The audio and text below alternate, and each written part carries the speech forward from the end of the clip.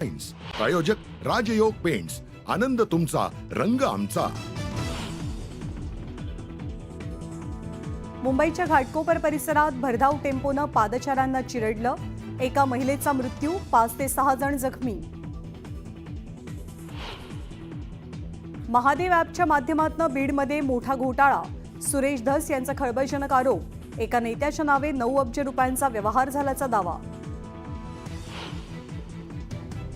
सुरेश धस यांनी मुंडेंना टार्गेट करण्याची सुपारी घेतल्याचा अमोल मिटकरींचा आरोप, तापल्या नादी न लागण्याचा सुरेश धस यांचा अमोल मिटकरींना इशारा।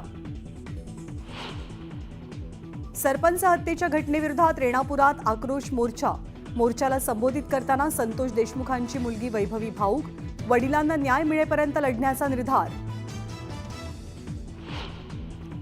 संतोष देशमुख हत्या प्रकरणाच्या निषेधार्थ बीडमध्ये उद्या सर्वपक्षीय मोर्चा, भाजप आमदार सुरेश धसही होणार सहभागी। धाराशिव जिल्ह्यातल्या तुळजापूर तालुक्यात मेसाई जवळगा गावच्या सरपंचांवर जीवघेणा हल्ला, पेट्रोल टाकून जाळण्याचा प्रयत्न, पोलिसांकडून हल्लेखोरांचा शोध सुरू।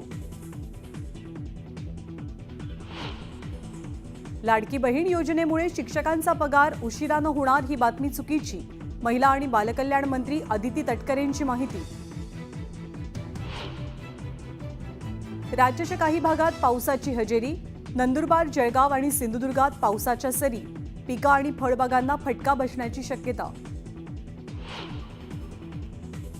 पंतप्रधान नरेंद्र मोदी आणि केंद्रीय गृहमंत्री अमित शहांनी घेतलं डॉ. मनमोहन सिंग यांच्या पार्थिवाचं दर्शन, गांधी कुटुंबियांकडूनही डॉ. मनमोहन सिंग यांना श्रद्धांजली।